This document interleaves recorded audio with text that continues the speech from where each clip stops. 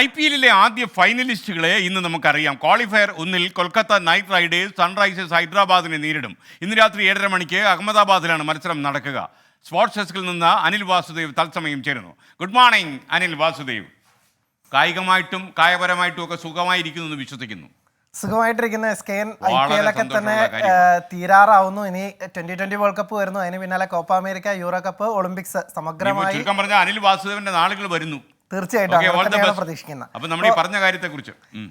IPL അങ്ങനെ league round പോരാട്ടങ്ങളൊക്കെ തന്നെ അവസാനമായി കഴിഞ്ഞിരിക്കുന്നു. ഇനി 4 മത്സരങ്ങളാണ് ബാക്കിയുള്ളത്. ഇനി പ്ലേ ഓഫ് തുടങ്ങുകയാണ്. ഇന്ന് ആദ്യത്തെ ക്വാളിഫയർ 1-ൽ ഫൈനൽ ലക്ഷ്യമിട്ടുകൊണ്ട് കൊൽക്കത്ത നൈറ്റ് റൈഡേഴ്സും സൺറൈസേഴ്സ് ഹൈദരാബാദും തമ്മിലാണ് ഇന്നത്തെ മത്സരം. രാത്രി 7:30 അഹമ്മദാബാദ് സ്റ്റേഡിയത്തിലാണ് ഈ മത്സരം. ഈ പോയിന്റ് ടേബിളിൽ മുന്നിലെത്തിയ 2 ടീമുകൾ തമ്മിലാണ് ഈ ക്വാളിഫയർ 1-ൽ മാറ്റുരയ്ക്കുന്നത്.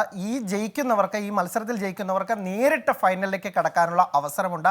തോൽക്കുന്നവർക്ക് വിഷമിക്കേണ്ട ഒരവസരം കൂടിയുണ്ട്. അവർക്ക് 2ാം ക്വാളിഫയറിലേക്ക് അവർ തരം താഴ്ത്തപ്പെടും. ഒരുപക്ഷെ അതിൽ ജയിക്കുകയാണെങ്കിൽ അവർക്ക് വീണ്ടും ഫൈനലിലെത്താനുള്ള ഒരു അവസരമുണ്ട്. പക്ഷേ ഒരു ടീമും ആ റിസ്ക് എടുക്കാൻ ഒരുമ്പെടില്ല. കാരണം ജയിച്ച് നേരിട്ട് ഫൈനലിലെത്തിയ ആ റിസ്ക് ഒഴിവാക്കാൻ തന്നെയായിരിക്കും എന്തായാലും ഇന്ന് കൊൽക്കത്തയാകട്ടെ ഹൈദരാബാദ് ആകട്ടെ ഇറങ്ങുന്നത്. 2 ടീമും ഒരു മികച്ച ടീമുകൾ തന്നെയാണ്. പ്രത്യേകിച്ച് അവരുടെ വെടിക്കെട്ട് ബാറ്റിംഗ് നിര തന്നെയാണ് ഈ സീസണിലുടനീളം ഈ ടീമുകളുടെ ഏറ്റവും കരുത്തായി നിന്നുള്ളത്. പ്രത്യേകിച്ച് എടുത്തു പറയേണ്ടത് കൊൽക്കത്ത അവരുടെ ഒരു വെസ്റ്റ് ഇൻഡീസിൻ ജോഡിയാണ്. സുനിൽ നരയനും ആന്ധ്രേ റസലും ചേർന്നാണ് ഈ ടീമിനെ മുന്നോട്ട് നയിക്കുന്നത് കണ്ട്. അതിലും ബാറ്റ് കൊണ്ടും ബൗൾ കൊണ്ടും 2 പേരും നിറഞ്ഞു നിൽക്കുന്ന കാഴ്ച കണ്ടു. ഒപ്പം തന്നെ ശ്രേയസ് അയ്യർ, വെങ്കടേഷ് അയ്യർ, റിങ്കു സിംഗ്, അങ്കുരിഷ് തുടങ്ങിയ യുവതാരം അടക്കമുള്ള എല്ലാവരും ചേർന്ന് കൊൽക്കത്തയെ പോയിന്റ് ടേബിൾ 1ാം സ്ഥാനത്തേക്ക് എത്തിക്കാൻ സാധിച്ചു. മികച്ച റൺ റേറ്റോടുകൂടി തന്നെയാണ് കൊൽക്കത്ത ഗൗതം ഗംഭീറിൻ്റെ തന്ത്രങ്ങൾക്ക് കീഴിൽ ഫൈനലിലെത്തിയത്. അവർക്കിനി 2 മത്സരങ്ങൾ കൂടി ജയിക്കാനായാൽ അവരുടെ ചരിത്രത്തിലെ 3ാം കിരീടം സ്വന്തമാക്കാനുള്ള ഒരു അവസരമാണ് അവർക്ക് കൈവന്നിരിക്കുന്നത്.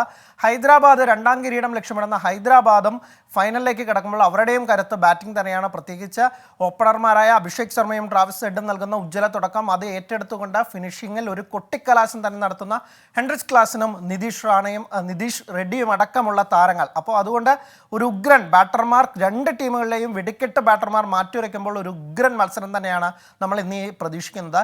ഈ IPL ലീഗ് റൗണ്ടിൽ ഈ ടീമുകൾ തമ്മിൽ ഏറ്റുമുട്ടിയപ്പോൾ ഒരു ക്ലോസ് മാച്ച് ആയിരുന്നു. അന്ന് കൊൽക്കത്ത വെറും 4 റൺസിനാണ് ജയിച്ചത്. 208 റൺസ് പിന്തുടർന്ന ഹൈദരാബാദ് വെറും 4 റൺസ് അകലെയാണ് വീണത്. അങ്ങനെ ഒരു ക്ലോസ് മാച്ച് ആയിരുന്നു. അത്തരം ഒരു ക്ലോസ് മാച്ച് തന്നെയാണ് നമ്മൾ ഇന്ന് പ്രതീക്ഷിക്കുന്നത്. നേർക്കുനേർ പോരാട്ടങ്ങളുടെ കണക്കെടുക്കുമ്പോൾ കൊൽക്കത്തയ്ക്കാണ് വലിയ ഭൂരിപക്ഷമുണ്ട്. 26 മത്സരങ്ങളിൽ 17ലും അത് കൊൽക്കത്തയാണ്. പക്ഷേ പ്ലേ ഓഫിൻ്റെ കണക്കെടുക്കുകയാണെങ്കിൽ ഇതുവരെ പ്ലേ ഓഫിൽ 4 തവണയാണ് ഏറ്റുമുട്ടിയത്. 4ാം തവണയാണ് ഏറ്റുമുട്ടുന്നത്.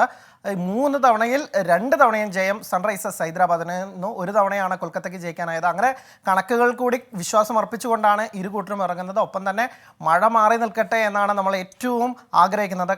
കാരണം ഈ ടീമിൻ്റെ ഹോം ഗ്രൗണ്ടായ അഹമ്മദാബാദിൽ ഗുജറാത്തിന് മഴയാണ് അവരുടെ പ്ലേ ഓഫ് സാധ്യതകളെ തച്ചുലച്ച് കഴിഞ്ഞത്. എന്തായാലും മഴ മാറി ഉഗ്രൻ റൺമഴ തന്നെയാണ് SKN നമ്മൾ ഇന്ന് പ്രതീക്ഷിക്കുന്നത്.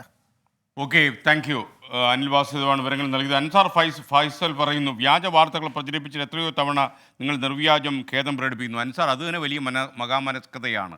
ഏതെങ്കിലും ഒരു മാധ്യമത്തിന് പിഴവ് പറ്റിയാൽ ഖേദം പ്രകടിപ്പിക്കുകയും അതിന് പരിഹാരം ചെയ്യുകയും തന്നെ വേണം. അതൊന്നും ഒരു കുറവായിട്ട് ഞാൻ കാണുന്നില്ല. മാത്രമല്ല, വ്യാജ വാർത്തകൾ കൊടുക്കാതിരിക്കുക എന്നതാണ് ഏറ്റവും പ്രധാനപ്പെട്ട കാര്യം. മാത്രവുമല്ല, താങ്കൾ അറിയേണ്ട ഒരു കാര്യം, താങ്കളെപ്പോലെ അൻസാറിനെ പോലെ ഒരുപാട് ആളുകൾ ഈ സോഷ്യൽ മീഡിയയിലെ ഇത്തരം പരാമർശങ്ങൾക്കെതിരെ, ആരോപണങ്ങൾക്കെതിരെ ഞാൻ ശബ്ദിക്കുമ്പോൾ മറുപടി പറയും എന്നറിഞ്ഞുകൊണ്ട് തന്നെയാണ് ഞാൻ പറഞ്ഞത്. അതുകൊണ്ട് തന്നെയാണ് നിങ്ങളിൽ പല ആൾക്കാരെയും പേടിച്ചിട്ടാണ് ആൾക്കാർ അഭിപ്രായം പറയാത്തത്. എന്നാൽ ഒരു കാര്യം താങ്കൾ മനസ്സിലാക്കുക, 24 സംപ്രേഷണം ആരംഭിച്ചതിന് ശേഷം ഈ ഏതെങ്കിലും ഒരു വ്യാജ വാർത്ത നിർമ്മിച്ചു എന്നതിന് പേരിൽ ആരും ആത്മഹത്യ ചെയ്തതായി അറിവില്ല.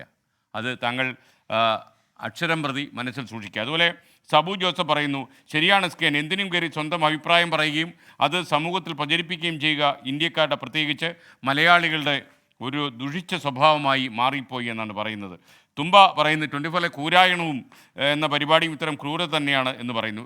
ആക്ഷേപഹാസ്യം എന്ന് പറയുന്നത് കുഞ്ചൻ നമ്പ്യാരുടെ കാലം മുതൽ നമ്മൾ ഈ സറ്റയറിൻ്റെ സാധ്യത പരീക്ഷിച്ച് നോക്കിയിട്ടുള്ള സംസ്ഥാനമാണ്. വിമർശനമല്ല ഇതിലെ പ്രശ്നം.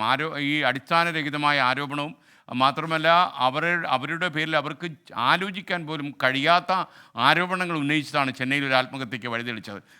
അതിൻ്റെ ഒരു തീവ്രതയെക്കുറിച്ച് ഞാൻ ഈ ചാനലിലൂടെ പറയാൻ ഉദ്ദേശിക്കുന്നില്ല. നിങ്ങൾ അന്വേഷിച്ച് അറിഞ്ഞാൽ മതി. അത്ര കൂടെ ഒരു സ്ത്രീയെ നമ്മൾ മാനം കെടുത്താൻ പാടില്ല.